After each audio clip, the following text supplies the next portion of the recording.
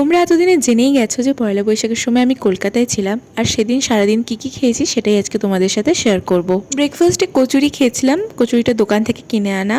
কচুরিটার quality একটু খারাপ হয়ে গেছে দেখলাম আগের থেকে। দেন দোকানে গিয়ে খেয়ে নিয়েছিলাম 1 কাপ চা, আর তারপরে একটু চকলেটের ক্রেভিংস হচ্ছিল, তো একটা ডেয়ারি মিল্ক খেয়েছিলাম। যেহেতু প্রচুর পরিমাণে গরম ছিল তাই ভাবলাম একটা আইসক্রিম খাওয়া যাক, তো এই আইসক্রিমটা খেয়েছিলাম, বেশ ভালো খেতে ছিল। দেন লাঞ্চ করেছিলাম, আর লাঞ্চে ছিল মায়ের হাতের স্পেশাল চিকেন কষা, তার সাথে ভাত, বেগুন ভাজা, কাতলা মাছের কালিয়া আর কাঁচা আমের চাটনি। কলকাতায় থাকলে এভাবে ছোট ছোট কাপে অনেকবার করে চা খাওয়া হয়ে যায়।